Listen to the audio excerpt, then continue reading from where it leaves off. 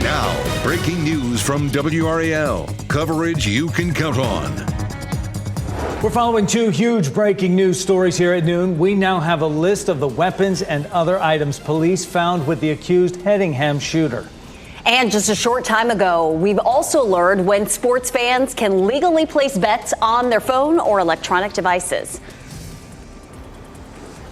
And the warm-up is here. Our temperatures are climbing into the 60s. We could hit 70s soon. I'll show you when we could be close to record highs.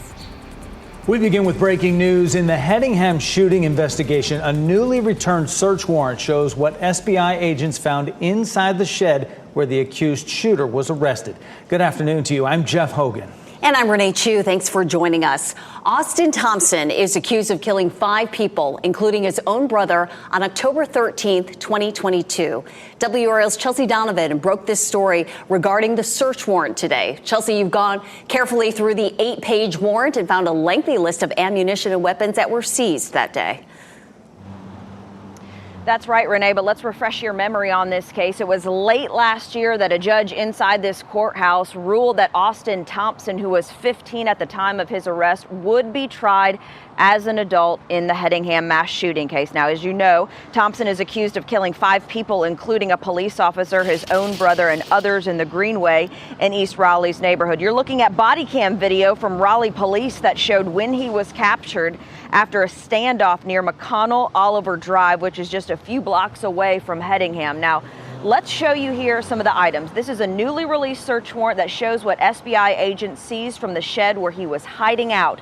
Among those items listed, a shotgun, $772 in cash, multiple pistols, projectiles, knives, rifles, rifle magazines, shell casing, ammunition rounds, and bullets. Now, I just got done speaking with District Attorney Lauren Freeman, who says this case, as you know, is one of top priority to her office, one that has a massive amount of evidence to sift through. It is a case that, we have taken very seriously from the beginning. It is one that brings, additional challenges just from the standpoint of the number of victims involved in this case, the fact that it was a multi-agency law enforcement response. Now, as far as the trial for Austin Thompson, Lauren Freeman says that's at least a year out. Now, we still can't exactly confirm where Austin Thompson got the guns and the ammunition, but we should note that late last year, his father, Alan Thompson, was actually charged with the crime of not properly storing a firearm in which it would be accessible to a minor. Of course, we'll have more updates on this story in our later newscasts. Chelsea Donovan with this new information on the Hedingham shooting. Thank you.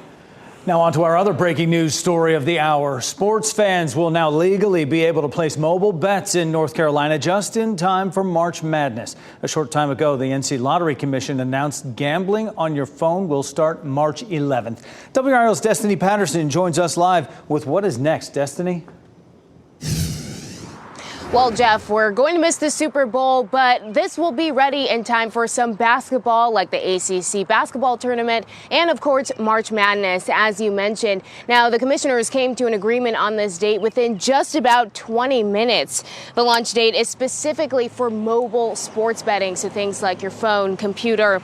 In-person betting will take a little bit longer because those rules will need to be better put in place, like how money is stored. This comes after months of working out regulations and logistics for the new way to bet in the state. But I'm not sure they could have gone much faster than they have. I think given North Carolina's love of college basketball, getting it launched before March Madness, before the conference tournaments, is really a good look for the state. Now the attention turns to licensing. 9 operators have put in applications to be able to take in those bets for mobile sports betting, and we'll just have to see how many of those are approved by that March 11th date. Jeff. They'll be excited for March Madness. All right. Destiny Patterson live for us this noon. Destiny, thank you.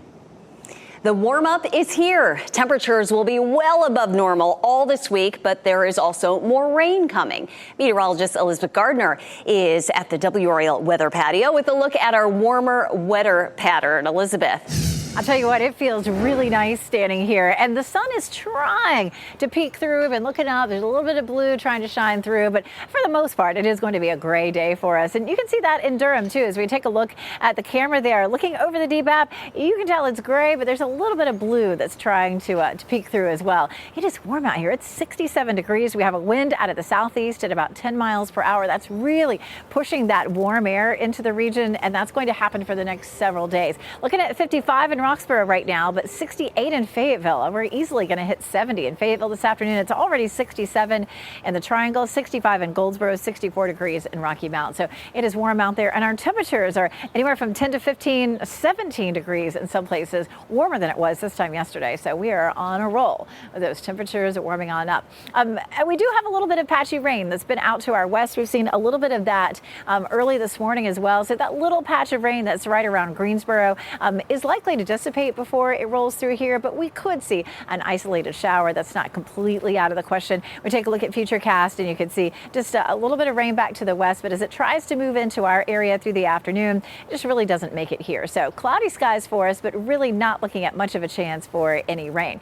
Our temperatures, of course, will be on the side for the next few days, and our chance for rain is going up. We'll walk through the chances Thursday, Friday, and Saturday coming up.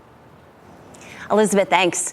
Fire tore through an apartment community under construction in Apex. Sky 5 flew over the Stone Glen apartments off Apex Peakway this morning around 9.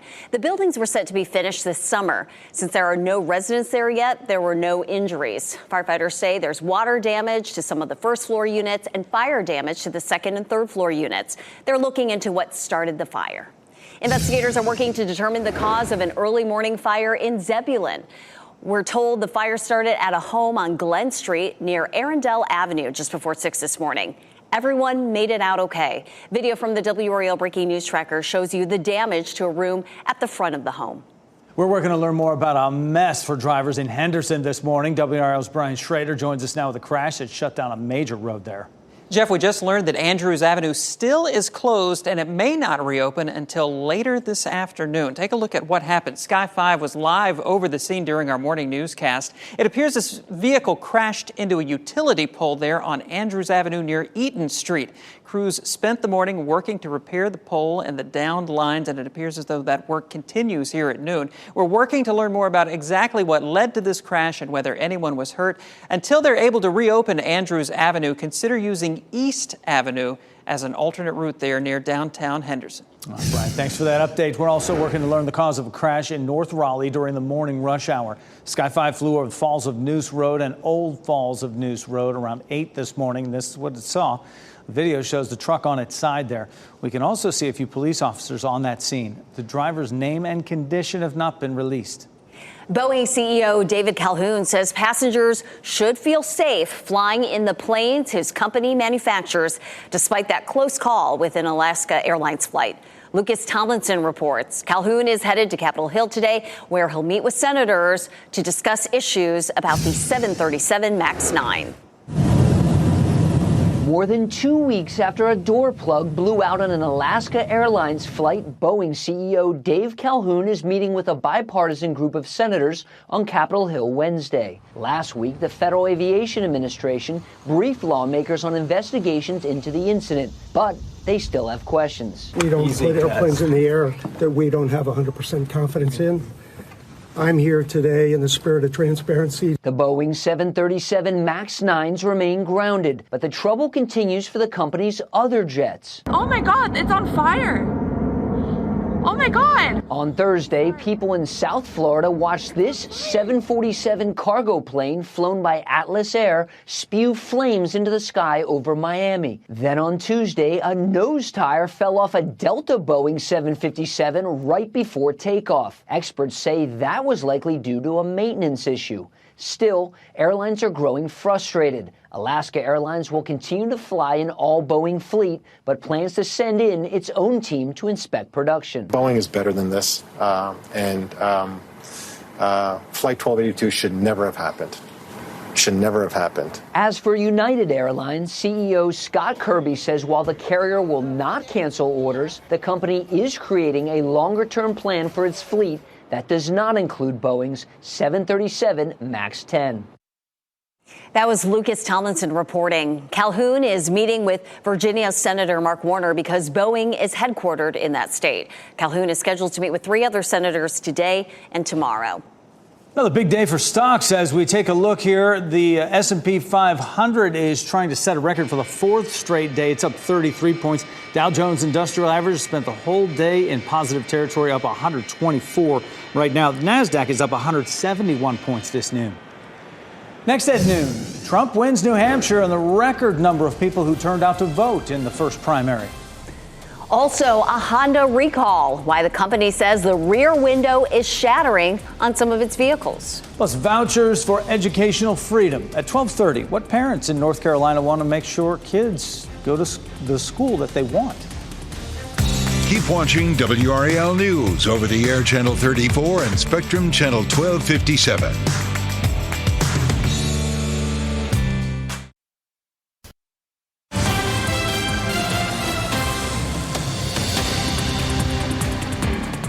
Happening right now in the WRAL Live Center, we are following some breaking news out of Florida. I want to show you this live view over a plane crash. 2 people were killed when a plane went down in the Florida Everglades. You can see authorities here had to get to the wreckage by airboat. Officials believe that the plane left North Perry Airport around 6:30 p.m. last night. It went off the radar. They did not find that plane until this morning. They found the wreckage there. The number of people on board right now is unknown, but we do know that 2 people have died.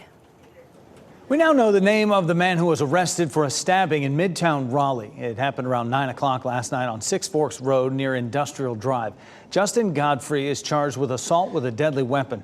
A man was treated at a local hospital and is expected to recover. The motive is not clear, but the investigation continues. The man accused of shooting and injuring a man in Holly Springs Ting Park is being held at the Wake County Detention Center. This is video from the scene on Monday. Police say the suspect and the man who was injured arranged to meet at the park to settle some sort of dispute. Investigators say 21-year-old Jose Manuel Hernandez Rodriguez assaulted that man and shot him through the passenger side window before taking off. That man who was shot is in the hospital. Rodriguez was arrested yesterday. The 2024 New Hampshire Republican primary has set a record for the most votes ever cast in that contest. About 301,000 voters turned out to cast ballots, surpassing the nearly 288,000 ballots cast in the 2016 contest. Former President Trump defeated Nikki Haley, claiming his second win this year. Hallie Jackson reports Haley vows to stay in the race. This is a great state. Former President Trump overnight on a winning streak and on attack after becoming the only Republican in a competitive primary to win both Iowa and now New Hampshire. This is not your typical victory speech, but let's not have somebody take a victory when she had a very bad night. Who the hell was the imposter that went up on the stage? Mr. Trump clearly furious at former UN Ambassador Nikki Haley's pledge to stay in the race and deny him the party unity he wants, promising to keep up his barrage in her home state. They will head out to South Carolina, where I think we're going to win easily. But I felt I should do this because I find in life you can't let people get away with bullshit. The former president even targeting Haley's appearance at her speech earlier that night. And when I watched her in the fancy dress, that probably wasn't so fancy. Haley speaking soon after the New Hampshire results came in, sharpening her attacks. With Donald Trump, Republicans have lost almost every competitive election. We lost the Senate. We lost the House. We lost the White House. The worst kept secret in politics is how badly the Democrats want to run against Donald Trump. And suggesting President Biden may not complete a second term. A Trump nomination is a Biden win and a Kamala Harris presidency. Haley winning a majority of self-described moderates in New Hampshire and first-time GOP primary voters. The former president dominating in New Hampshire among core Republican voters, including the majority of self-described conservatives. His march to the nomination appearing on pace despite the multiple indictments he faces. But in New Hampshire, 4 in 10 voters say they'd consider Mr. Trump unfit to be president if convicted. Do you believe that your legal issues are helping or hurting your campaign, sir? They're fake issues. They're Biden issues. It's all election interference. That was Hallie Jackson reporting. On the Democratic side, President Biden won New Hampshire's primary as a write-in candidate. A new report from the American Lung Association says the Biden administration is dragging its feet on a proposed ban on menthol cigarettes and cigars. In October, the FDA sent final rules on the issue to the White House for review, but there has been no action. A timetable for the final menthol rule released last month indicated it would be decided in March. Researchers estimate that a regulation banning menthol cigarettes would save about 654,000 lives over the next 40 years. The American Lung Association gave North Carolina low marks in the report. The states scored Fs in funding for state tobacco prevention programs, strength of smoke-free workplace laws, level of state tobacco taxes, and ending the sale of all flavored tobacco products. 3 players will be inducted into the National Baseball Hall of Fame this year. Adrian Beltre, Joe Mauer, and Todd Helton will all be inaugurated in Cooperstown this summer. This was Beltre and Mauer's first year on the ballot. Candidates can remain on the ballot for up to 10 years as long as they get at least 5% of ballots cast. Longtime manager Jim Leland will also be added to the Hall of Fame. The Durham Bulls have a brand new manager. Morgan Ensberg gets to take over at the AAA level. He was previously the manager for the Montgomery Biscuits. 2023 Bulls manager Michael Johns was promoted to be the Tampa Bay Rays first base coach. Talking about the boys of summer when it feels like spring outside for sure with these temperatures. Yeah, and it was just winter a few days ago, It was. and yes, now it is definitely feeling very mild out there. So mild that Elizabeth Gardner decided to step outside and enjoy the 60s right now. I came with my jacket, and you see that I shed the jacket. Yeah, it feels great out here right now. The sun's trying to peek through the clouds, but it is likely to be pretty gray for us with this particular pattern. Now we're going to see gray skies for the most part today, with a little bit of sunshine trying to peek through. We'll also end up with cloud cover for the next few days, especially as we get into Friday and Saturday, as we'll have a better chance of rain then. Let's take a live look at Fitton and Carey. I love it. There's still some ice skating out there. If you're trying to hit it, you didn't get a chance to get out there and ice skate yet. It's open for about another week and a half. It closes on February the 5th. So coming up on that, and I think it's going to be pretty warm between now and then. But, you know, I don't know, they've got some magic going on at that ice rink out there. They have been able to hold on to that ice for quite some time. Of course, you know, it was great for it last weekend, but definitely it's going to be tough for the next few days. 67 is our current temperature. Our dew point's 55. 55, of course, that's a number that is a measure of moisture in the atmosphere, so it's starting to feel not what I would call muggy, but you can tell that there's more moisture in the atmosphere. We're going to see our temperature in the triangle climbing up to right around 70 this afternoon in some places. We talked about this a little earlier. We've got just a little bit of light rain that's back across the triad. That's going to try to ease in our direction, but it's not really going to make it here. You can see as we roll through until say 5, 6 o'clock, there's nothing that shows up on the radar on Futurecast, and we're likely to be fairly dry tomorrow as well. It looks like late Friday night into Saturday night is when we're going to have the best chance of rain. So it goes up to a 40% chance Friday and a 50% chance on Saturday, but it's not going to rain all day either one of those days. It's 59 right now in Roxborough, but 68 in Fayetteville, 66 in Goldsboro, 68 in Clinton. So it is a warm feeling afternoon. 60, looking at temperatures in the upper 60s around town today, 65 in Durham, 70 in Fayetteville. And of course, we take a look at our big warm up. This is where we're seeing temperatures above normal or below normal. Obviously, the reds and the oranges are where we're seeing temperatures above normal. That begins to back off a little bit for next week. Monday and Tuesday, at least of next week, our temperatures will be closer to normal. Our normal is 52. We're looking at 73 for Thursday and Friday, and then back into the 60s over the weekend. It's close to a record, but not quite. 78 is the record for tomorrow and Friday at RDU, and we're looking at a high of around 73. You know, we're probably not going to quite get there, but we are awfully close to it. What we might hit is a low, a warm overnight temperature. Thursday morning, tomorrow morning, 59, and that is that's the record. On Friday morning, 63, and the previous record is 61. So we may end up with a record warm overnight low. After that, the best chance of rain, as I mentioned, is going to be late Friday night, late Saturday night, but it looks like we start to dry out Sunday, and then Monday and Tuesday we're back a little closer to normal. But I'm going to walk you through hour by hour our rain chances for the weekend and how much rain we'll see between now and Monday coming up. And happening right now in the WRAL Live Center, guess what? Jon Stewart heading back to The Daily Show. He previously hosted the show for 16 years, and today he announced he will be back as host and executive producer. He hosted the show from 1999 until 2015. He signed a deal with Apple in 2015 to host a show for them. That ended last year. He will return to host the show every Monday starting February 12th. Thanks, Michelle. Clearing up the confusion from the IRS, the new initiative meant to help taxpayers understand notifications from the government. Plus, hundreds of Honda owners say their rear windows have spontaneously shattered. Coming up, what's behind the problem and when owners can expect repairs.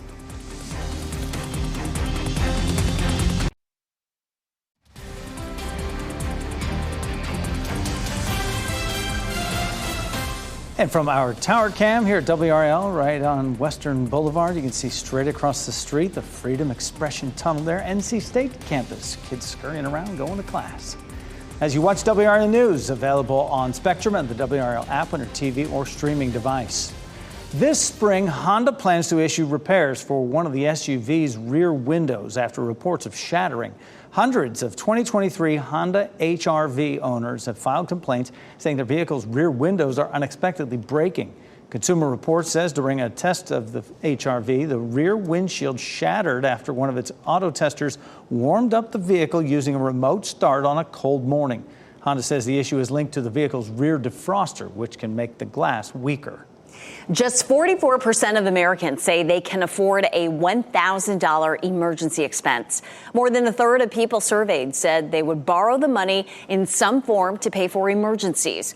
This includes financing it with a credit card and paying it off over time, cutting spending on other things, borrowing from friends or family, or taking out a personal loan.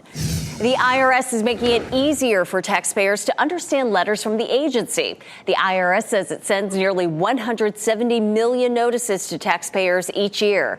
But taxpayers say previous notices were too complicated, oftentimes having legal terms and wording that were hard to understand. The new notices will be shorter and clearer to reduce confusion. The IRS will begin accepting tax returns for 2023 on January 29th.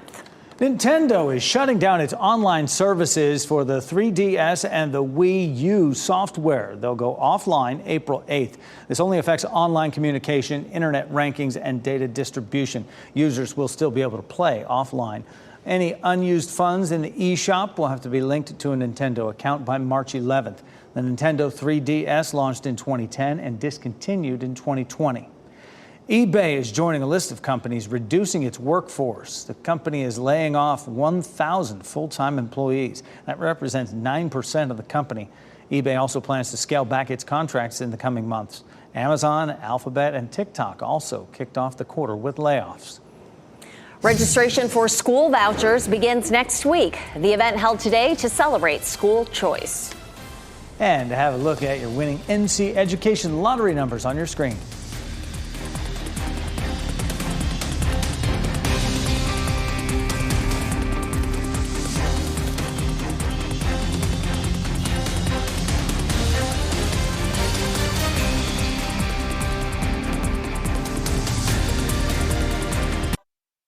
Shot in 4K ultra high definition. Your number one source for local news. WRAL News. Coverage you can count on.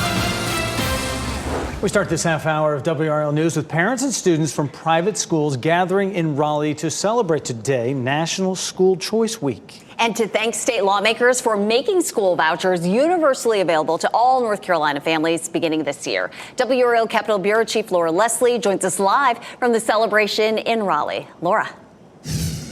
Renee, you can see the celebration is winding down. They're picking up the sets and putting stuff away here. But it was a lively crowd this morning. Registration for school vouchers, of course, opens next week. And for the first time, families can apply for thousands of taxpayer dollars in vouchers, no matter how wealthy they may be. The voucher program started out as a way to help low-income students pay for private or religious schools. Over time, lawmakers raised the income threshold year after year until last year they did away with the income cap entirely. early. Now any family can qualify for a voucher, although lower income families will still receive larger checks than wealthier families.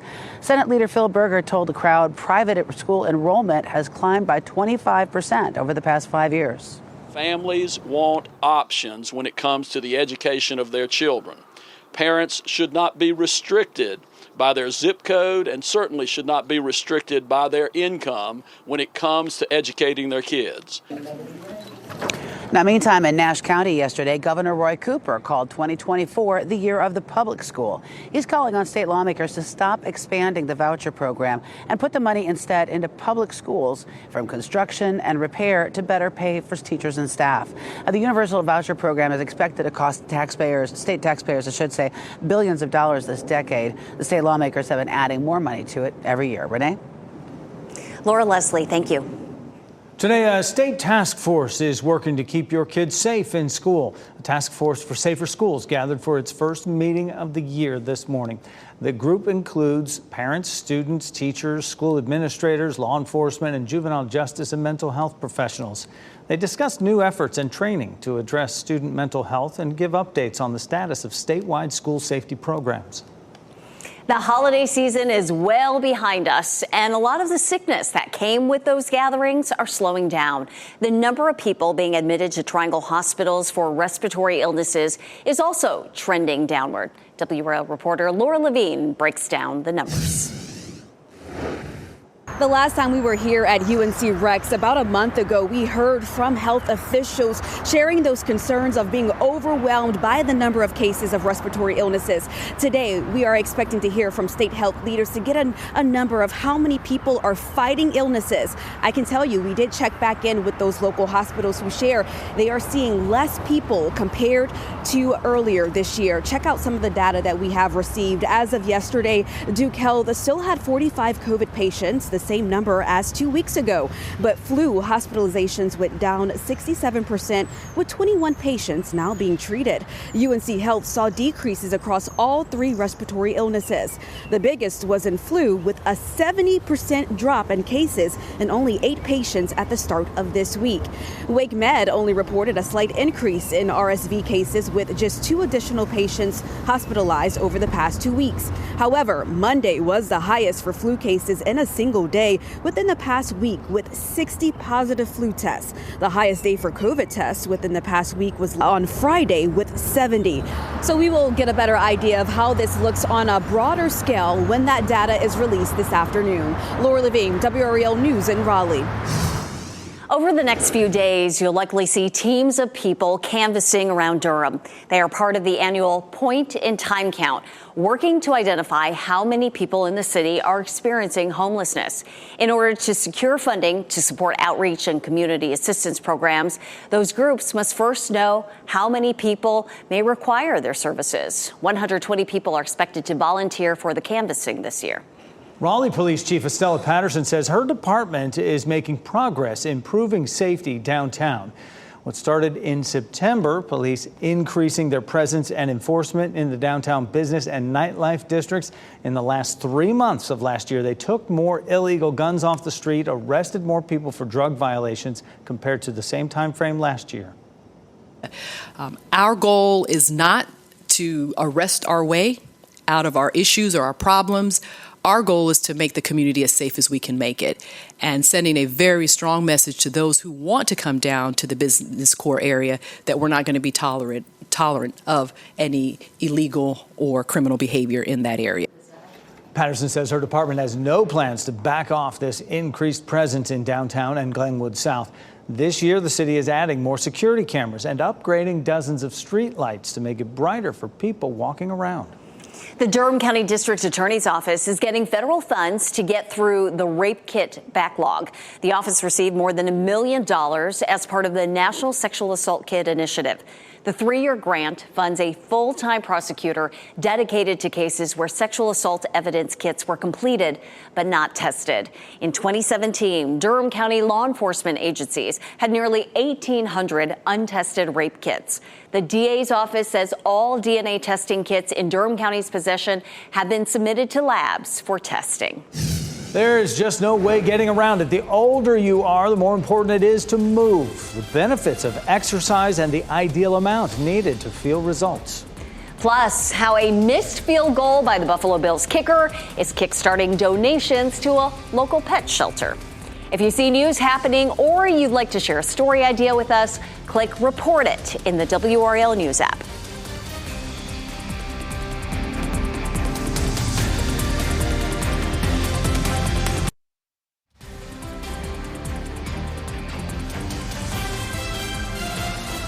Southern Pines this noon, the Longleaf Golf and Family Club, clouds above, but I saw them cutting the grass there this morning and some folks there on the 9th green coming down the 9th fairway. Warm enough for that, certainly. Our Teacher of the Week has been on the job for just a couple of years, and he's already making a big impression in the classroom. WRAL's Brian Schrader heads to Johnston County to honor an elementary educator who loves watching his students grow. Biography. Real person. Evan Lemons knows how to get a second grader's attention. Teach.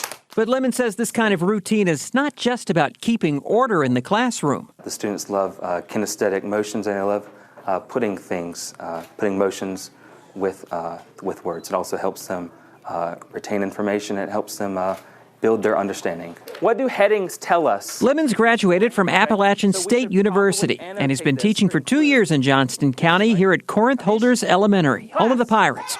Lemons says that he loves building relationships with his students. They're very energetic, and they're very, it's always something new every day. All of the words. A colleague nominated Lemons, saying that he's dedicated to his students and brings a positive vibe wherever he goes. I love working at Corinth Holders. Administration is the best. We are the best school in Johnston County, and it's great to be a Pirate. Hey, you're WRAL's Teacher of the Week. Congratulations. Let's clap our hands for Mr. Lemons. Nice to meet you, too. Near Archer Lodge in Johnston County, I'm Brian Schrader, WRAL News. You know, if you'd like to nominate a teacher, you can go to WRAL.com and enter Teacher of the Week in the search box. He deserves a hand. Yes, it's a win-win situation. Customer returns are finding new homes for less. How a business is reselling items that companies cannot return to store shelves.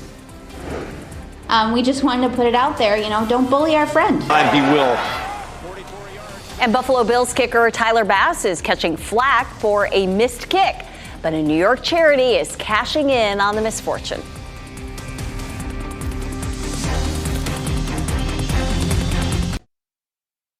An auction company in Las Vegas is making money selling items that stores can't sell. Victoria Saha talked to the business's owners and grateful customers. We have a little bit of everything. From washing machines to ice makers to even an unopened box of Huggies. It's all stacked up in this warehouse. Our small aisles, so you'll see smaller pieces here. We've had things like iPhones, we've had things like headphones. Because you know the saying, one man's trash is another man's treasure. Except in this case, it was nowhere near the trash. They're either returns or shelf pull. James Orlando and Sandro Zagara are owners of Mobius Auctions. They buy pallets of brand new items from big box stores that are returned but not resellable. It's not always because something's bad or something's broken. It's because people change their minds. Meanwhile, if those items are on your mind, you can find them being auctioned off on their website with bids starting at $5. It's whatever the buyer's willing to pay. This is a steam closet, also the same situation. It's about $1,300 retail, and the gentleman's paying about $200 for it. The partners started this business from their living room during the pandemic and soon realized they could make a living out of it. Once we started selling in a consistent rate, we saw that it was something that we could grow, like I said, consistently.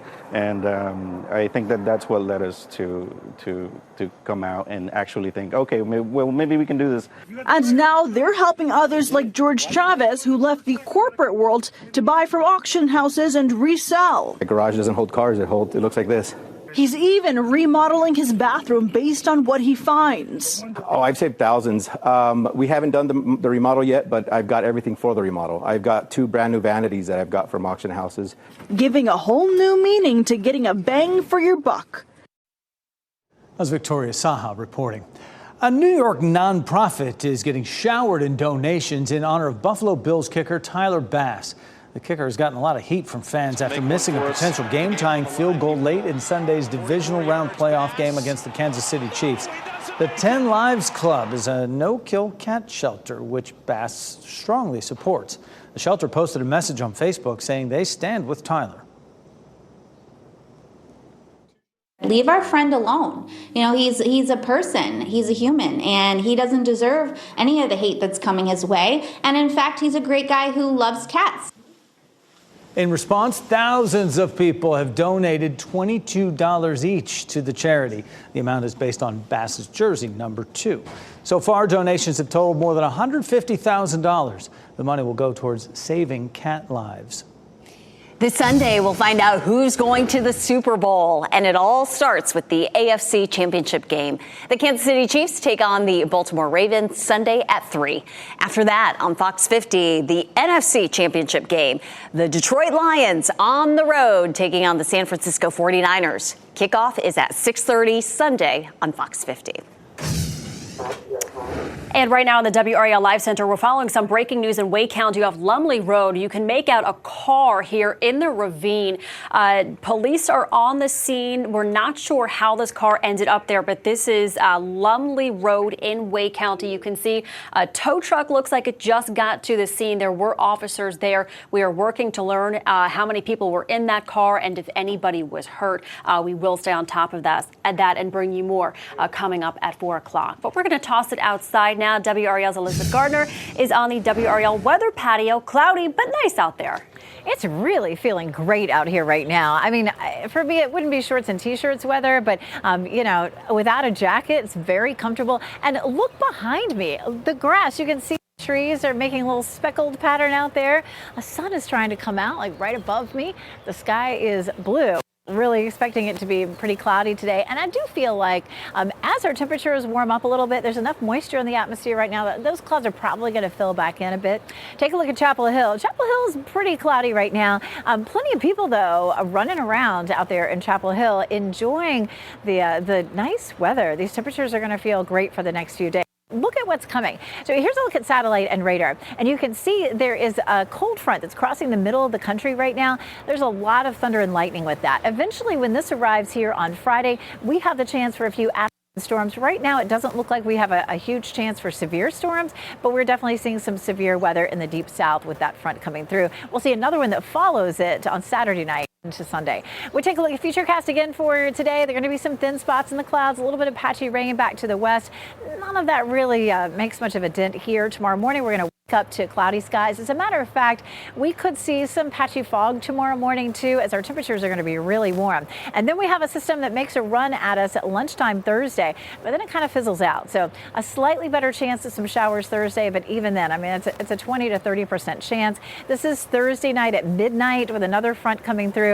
And then we'll push it on ahead and taking it into Friday, at least in the morning, things look just fine. We may end up with some showers late on Friday and certainly into the day on Saturday. We'll take a look at the big picture and we'll show you what that looks like. We'll pause it there Saturday at 1 o'clock in the afternoon. You can see the rain starts to pick up in intensity. We have that warm front across the region. Look at all that rain back into the mountains. That comes pushing across our area around 6 or 7 o'clock, and it continues overnight into early Sunday. But our cold front starts to push out as we get into the day on Sunday. By around the middle of the day, that pushes out and we should begin to clear. So the wettest times again are likely to be Friday night into early Saturday and then late Saturday night. After that, we cool back down. The mountains may get another dose of snow, which I know the ski resorts will be happy about because this is going to probably, put a little dent in the snow that they have. This is a look at the amount of rainfall that we'll see starting now all the way through or about the middle of the day. Sunday, it's going to be anywhere from 1 inch to 2 inches around the triangle, probably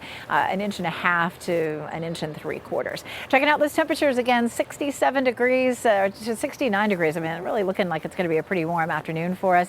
A hint of a breeze. Thursday, cloudy skies, 73. Breezy for tomorrow. We'll see some gusting up to 20-25 miles per hour in the afternoon. A chance of rain late Friday into early Saturday. Again, late Saturday into early Sunday. And then we turn to January. Our temperatures Monday and Tuesday are back into the low 50s. Thanks, Elizabeth. They say love don't cost a thing, but this Valentine's Day, your date will likely expect a nice gift. Coming up, the average amount your love interest might expect you to spend. And here's a look at your winning Mega Millions numbers on your screen right now.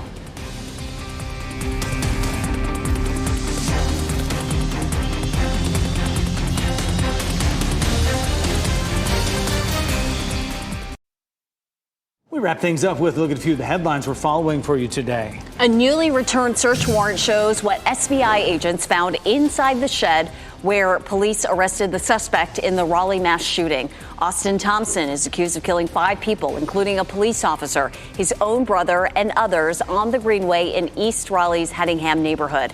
Among the items listed, a shotgun, $772 in cash, multiple pistols, projectiles, knives, rifles, rifle magazines, shell casings, ammunition rounds, and bullets. Sports fans will be legally able to place mobile bets in North Carolina just in time for March Madness. A short time ago, the NC Lottery Commission announced gambling on your phone will start March 11th. Now the attention turns to licensing. 9 operators have submitted applications to take bets in the state.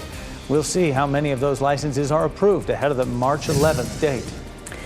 We're working to learn more about a mess for drivers in Henderson this morning. At last check, Andrews Avenue is still closed. It was closed all morning after this happened. It appears a vehicle crashed into a utility pole.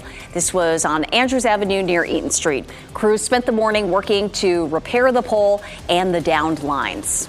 There's no magic pill to reverse the aging process, but experts say if you want to stay looking young, you can exercise. Many people are less active as they age, and doctors say older adults should find ways to be active throughout the day.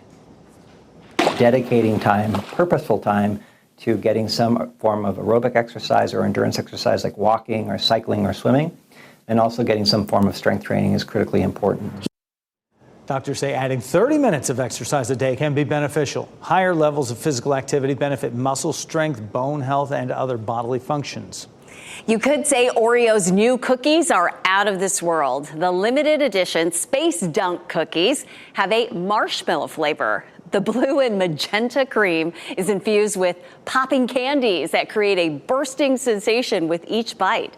The cookies are available for pre-sale today at liftoff.oreo.com. Oreo Space Dunk cookie packs will begin rolling out at retailers starting January 31st for a limited time. Your Valentine's Day date may be expecting you to spend big bucks on them this year. A new survey is showing that people expect their significant other to spend an average of $158 on gifts this Valentine's Day. 21% of people say they also feel obligated to spend more than they can afford. Another survey shows that the average cost for Valentine's Day dinner could cost nearly $150. Don't forget those furry Valentines either. Our pet of the day comes to us from Cat Angels. While he may be a little timid at first, Lancelot is a sweet and gentle boy. Loves to be close, loves belly rubs, and just purrs and purrs when he feels safe. Lancelot has high blood pressure, which is controlled with 2 inexpensive medications that he will eagerly take in pill form. If you'd like to learn more about him, you can visit the Cat Angels website. And if you'd like to meet him in person, you can fill out an adoption application and do that. Oh, such a sweet face. Stunning, yeah.